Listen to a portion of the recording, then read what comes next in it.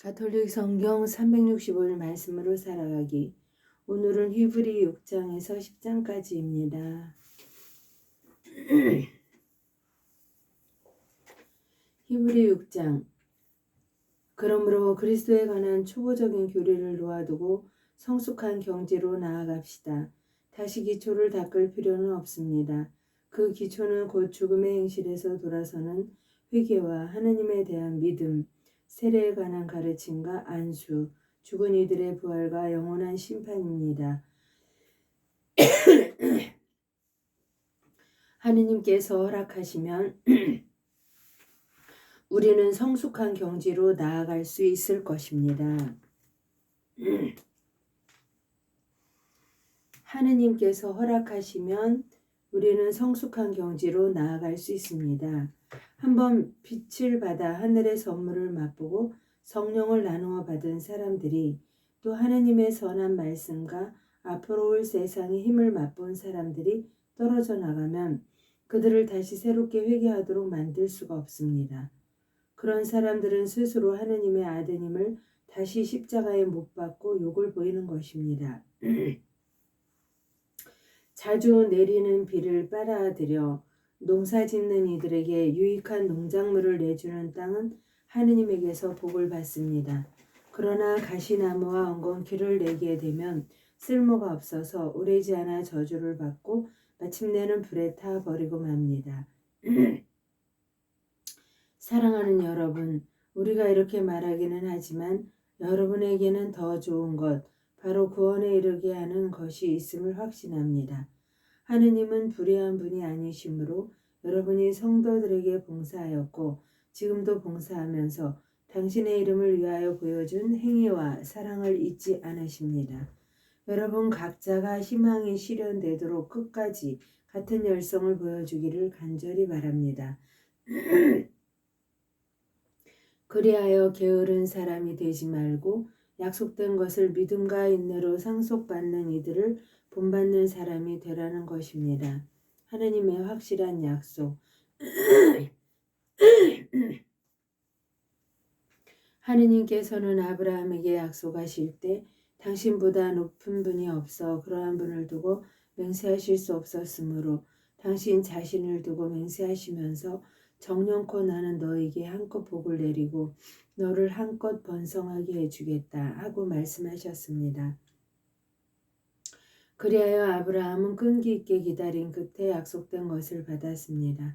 사람들은 자기보다 높은 이를 두고 맹세합니다.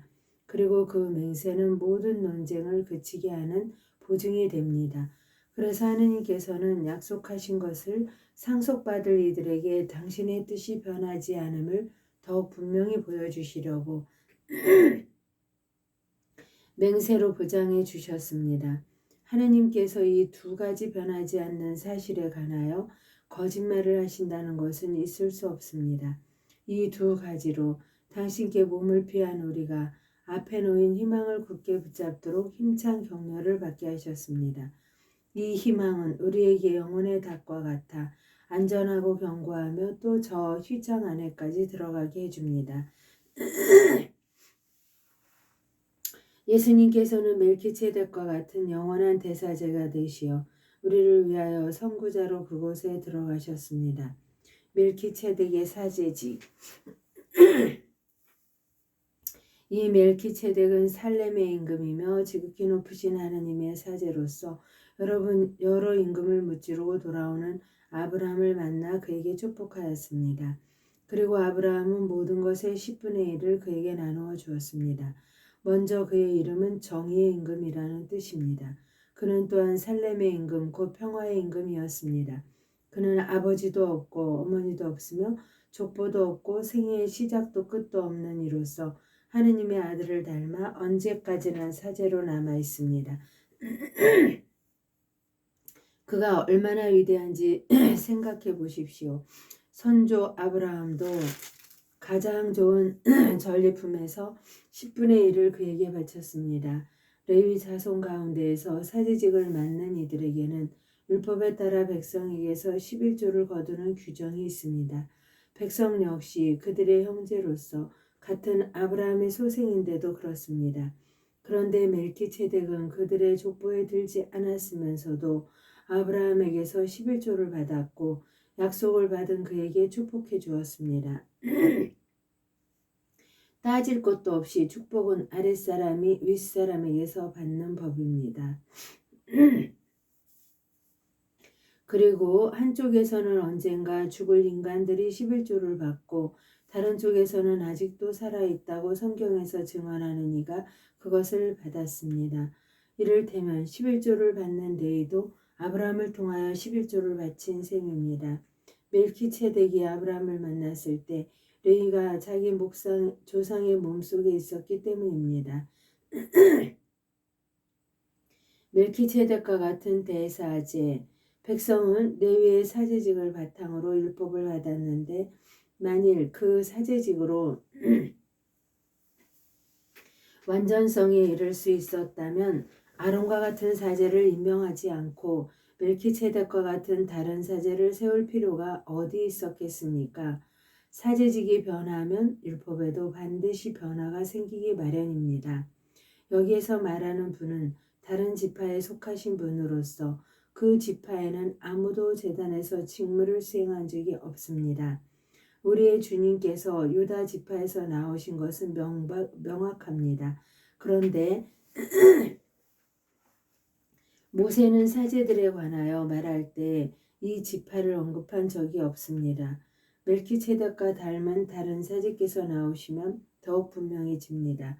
그분께서는 육적인 혈통과 관련된 율법 규정이 아니라 불멸하는 생명의 힘에 따라 사제가 되셨습니다. 너는 멜키ጼ덱과 같이 영원한 사제다 하고 성경에서 증언하기 때문입니다. 예전의 규정은 무력하고 무익하기 때문에 폐지되었습니다. 사실 율법은 아무것도 완전하게 하지 못하였습니다. 그러나 더 나은 희망이 주어져 우리는 그것을 통하여 하느님께 다가갑니다. 이 일은 하느님의 맹세 없이 이루어진 것이 아닙니다. 다른 이들은 하느님의 맹세 없이 사제가 되었습니다.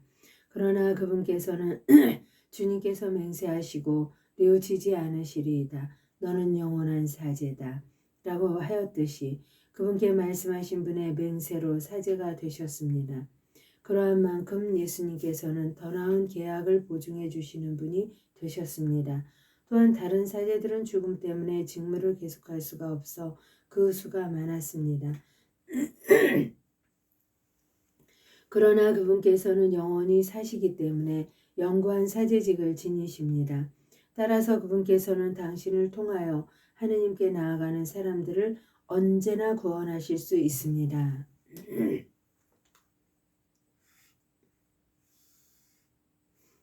그분께서는 늘 살아계시어 그들을 위하여 빌어주십니다.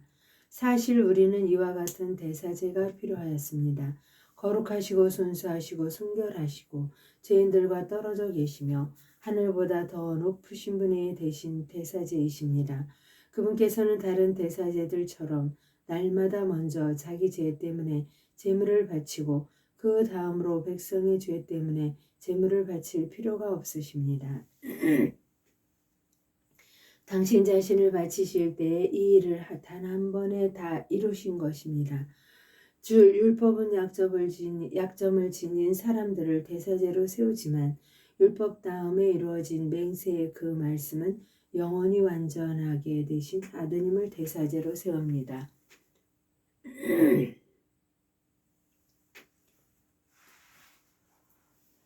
새 계약의 대사제 8장 지금 하는 말의 요점은 우리에게 이와 같은 대사제가 계시다는 것입니다. 곧 하늘에 계신 존엄하신 분의 오른쪽에 앉으시어 사람이 아니라 주님께서 세우신 성소와 참 성막에서 직무를 수행하시는 분이십니다. 모든 대사제는 예물과 제물을 바치도록 임명된 사람입니다. 그러므로 대사제도 무엇인가 바칠 것이 있어야 합니다. 만일 그분께서 세상에 계시면 사제가 되지 못하십니다. 율법에 따라 예물을 바치는 사제들이 있기 때문입니다. 모세가 성막을 세우려고 할 때 지시를 받은 대로 그들은 하늘에 있는 성소의 모상이며 그림자에 지나지 않는 성소에서 봉직합니다. 하느님께서 자 내가 이 산에서 너에게 보여준 모형에 따라 모든 것을 만들어라 하고 말씀하신 것입니다. 그런데 이제 그리스도께서는 더 훌륭한 직무를 맡으셨습니다. 더 나은 약속을 바탕으로 세워진 더 나은 계약의 중재자이시기 때문입니다. 저 첫째 계약에 결함이 없었다면 다른 계약을 찾을 까닭이 없었을 것입니다. 그런데 하느님께서는 그들의 결함을 꾸짖으시며 이렇게 말씀하십니다. 보라, 그날이 온다. 주님께서 말씀하신다. 그때 나는 이스라엘 지방과 유다 지방과 새 계약을 맺으리라. 그것은 내가 그 조상들의 손을 잡고 이집트 땅에서 이끌고 나올 때 그들과 맺었던 계약과는 다르다. 그들이 내 계약을 지키지 않아 나도 그들을 돌보지 않았다. 주님께서 말씀하신다. 그 시대가 지난 뒤에 내가 이스라엘 지방과 맺어줄 계약은 이러하다. 주님께서 말씀하신다. 나는 그들의 생각 속에 내 법을 넣어주고 그들의 마음에 그 법을 새겨주리라. 그래야 나는 그들의 하느님이 되고 그들은 나의 백성이 되리라. 그때에는 아무도 자기 이웃에게 아무도 제 형제에게 주님을 알아라 하고 가르치지 않으리라. 그들이 낮은 사람부터 높은 사람까지 모두 나를 알게 될 것이기 때문이다. 나는 그들의 불의를 너그럽게 보아주고 그들의 죄를 더 이상 기억하지 않으리라. 하느님께서는 새 계약이라는 말씀을 하심으로써 첫째 계약을 낡은 것으로 만드셨습니다. 낡고 오래된 것은 곧 사라집니다. 옛 계약의 제사, 첫째 계약에도 예배의 법규가 있었고 지상 성소가 있었습니다. 사실 첫째 성막이 세워져 그 안에 등잔대와 상과 제사빵이 놓여 있었는데 그것을 성소라고 합니다. 둘째 휘장 뒤에는 지성소라고 하는 성막이 있었습니다. 거기에는 금으로 된 분향제단과 온통 금으로 입힌 계약계가 있었고 그 속에는 만나가 든 금 항아리와 싹이 돋은 아론의 지팡이와 계약의 판들이 들어있었습니다. 그리고 교회 위에는 영광의 거룩들이 속죄판을 덮고 있었습니다. 지금은 이런 것들을 자세히 말할 때가 아닙니다. 이러한 것들을 갖춘 뒤 사제들은 언제나 첫째 성막으로 들어가 예배를 집전합니다.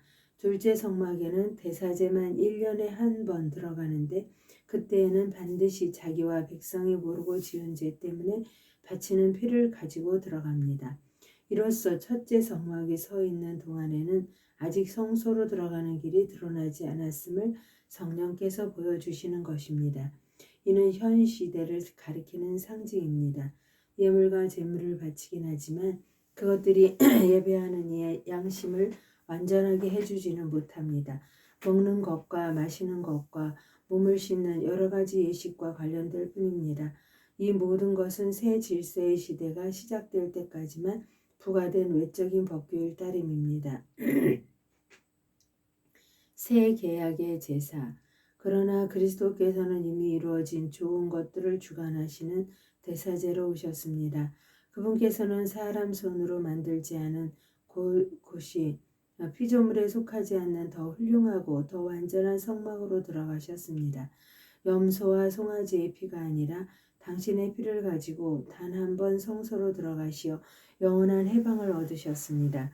염소와 황소의 피 그리고 더러워진 사람들에게 뿌리는 암송아지의 죄가 그들을 거룩하게 하여 그 몸을 깨끗하게 한다면 하물며 영원한 영을 통하여 흠없는 당신 자신을 하느님께 바치신 그리스도의 피는 우리의 양심을 죽음의 행실에서 얼마나 더 깨끗하게 하여 살아계신 하느님을 섬기게 할 수 있겠습니까?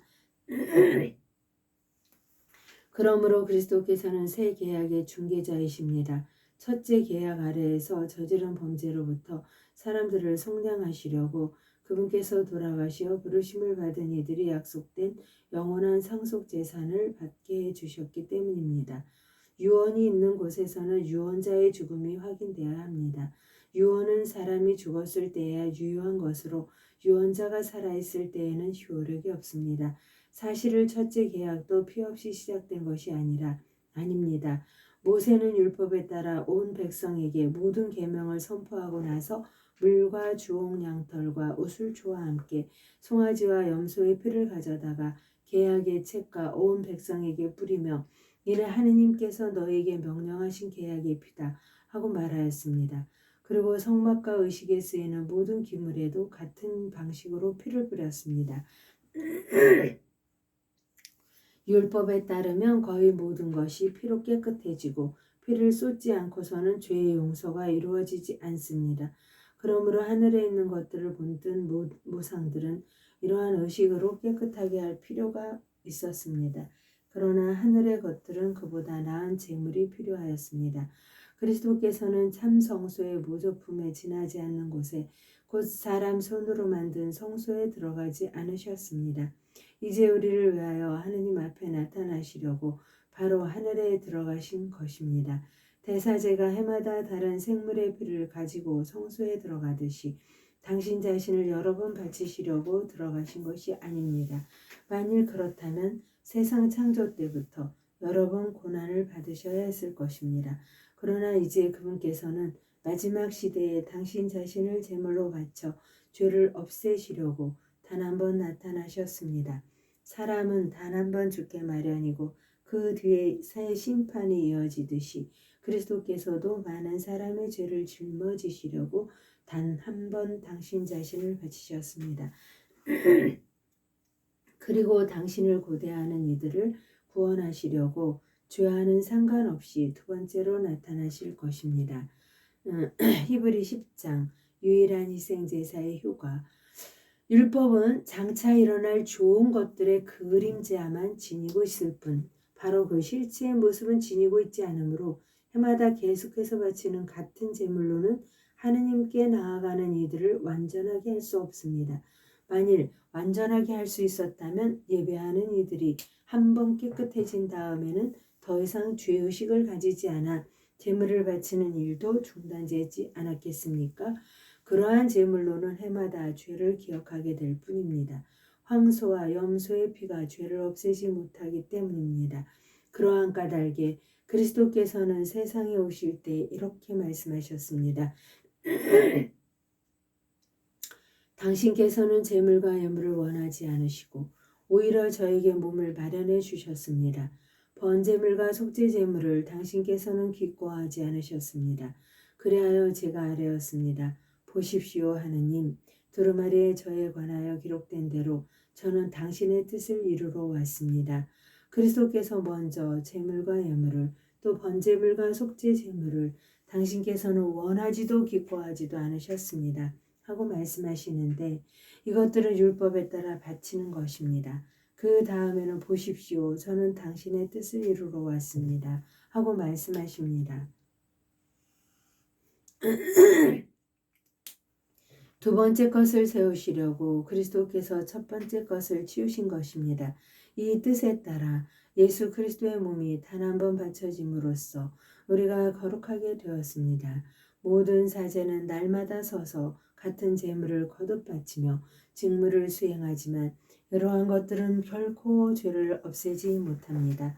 그러나 그리스도께서는 죄를 없애시려고 한 번 제물을 바치고 나서 영구히 하느님의 오른쪽에 앉으셨습니다. 이제 그분께서는 당신의 원수들이 당신의 발판이 될 때까지 기다리고 계십니다. 한 번의 예물로 거룩해지는 이들을 영구히 완전하게 해주신 것입니다. 성령께서도 우리에게 증언해 주시니 먼저 이렇게 말씀하셨습니다. 그 시대가 지난 뒤에 내가 그들과 맺어줄 계약은 이러하다. 주님께서 말씀하신다. 나는 그들의 마음에 내 법을 넣어주고 그들의 생각에 그 법을 새겨주리라. 그리고 이렇게 덧붙이셨습니다. 나는 그들의 죄와 그들의 불의를 더 이상 기억하지 않으리라. 이러한 것들이 용서된 곳에는 더 이상 죄 때문에 바치는 예물이 필요 없습니다. 충실한 신앙생활. 그러므로 형제 여러분, 우리는 예수님의 피 덕분에 성소에 들어간다는 확신을 가지고 있습니다. 그분께서는 그 휘장을 관통하는 새롭고도 살아있는 길을 우리에게 열어주셨습니다. 곧 당신의 몸을 통하여 그리해 주셨습니다. 우리에게는 하느님의 집을 다스리시는 위대한 사제가 계십니다. 그러니 진실한 마음과 확고한 믿음을 가지고 하느님께 나아갑시다. 우리의 마음은 그리스도의 피가 뿌려져 악에 물든 양심을 벗고 깨끗해졌으며 우리의 몸은 맑은 물로 말끔히 씻겨졌습니다. 우리가 고백하는 희망을 굳게 간직합시다. 약속해 주신 분은 성실하신 분이십니다. 서로 자극을 주어 사랑과 선행을 하도록 주의를 기울입시다. 어떤 이들이 습관적으로 그렇듯이 우리의 모임을 소홀히 하지 말고 서로 격려합시다. 여러분도 보다시피 그날이 가까이 오고 있으니 더욱더 그렇게 합시다. 우리가 진리를 깨닫고서도 일부러 죄를 짓는다면 죄를 용서받기 위하여 바칠 수 있는 제물이란 남아있지 않습니다. 심판 그리고 적대자들을 삼켜버릴 맹렬한 불에 대한 무서운 예상만이 남아있을 뿐입니다. 모세의 율법을 무시한 자는 둘이나 세 증인의 말에 따라 가차없이 처형됩니다. 그렇다면 하느님의 아들님을 짓밟고 자기를 거룩하게 해준 계약의 피를 더러운 것으로 여기고 은총의 성령을 모독한 자는 얼마나 더 나쁜 벌을 받아야 마땅하겠습니까? 복수는 내가 할 일, 내가 보복하리라. 또 주님께서 당신 백성을 심판하시리라 하고 말씀하신 분을 우리는 알고 있습니다. 살아계신 하느님의 손에 떨어지는 것은 무서운 일입니다. 예전에 여러분이 빚을 받은 뒤에 많은 고난의 싸움을 견뎌낸 때를 기억해 보십시오. 어떤 때에는 공공연히 모욕과 환난을 당하기도 하고 어떤 때는 그러한 처지에 빠진 이들에게 동무가 되어주기도 하였습니다. 여러분은 또한 감옥에 갇힌 이들과 고통을 함께 나누었고 재산을 빼앗기는 일도 기쁘게 받아들였습니다. 그보다 더 좋고 또 길이 남는 재산을 가지고 있다는 것을 알고 있었기 때문입니다. 그러니 여러분의 그 확신을 버리지 마십시오. 그것은 큰 상을 가져다 줍니다. 여러분이 하느님의 뜻을 이루어 약속된 것을 얻으려면 인내가 필요합니다. 조금만 더 있으면 올 이가 오리라. 지체하지 않으리라. 나의 의인은 믿음으로 살리라. 그러나 뒤로 물러서는 자는 내 마음이 기뻐하지 않는다. 우리는 뒤로 물러나 멸망할 사람이 아니라 믿어서 생명을 얻을 사람입니다. 믿음은 우리가 바라는 것들의 보증이며 보이지 않는 실체들의 확증입니다. 사실 옛사람들은 믿음으로 인정을 받았습니다. 믿음으로써 우리는 세상이 하느님의 말씀으로 마련되었음을 따라서 보이지 않는 것에서 나았음을 깨달았습니다. 아니다. 우리는 뒤로 물러나 멸망할 사람이 아니라 믿어서 생명을 얻을 사람입니다. 우리는 뒤로 물러나 멸망할 사람이 아니라 믿어서 생명을 얻을 사람입니다. 나의 의인은 믿음으로 살리라. 나의 의인은 믿음으로 살리라. 나의 의인은 믿음으로 살리라. 하느님의 영광으로 하여 성모님과 함께 감사드리며 봉헌하나이다.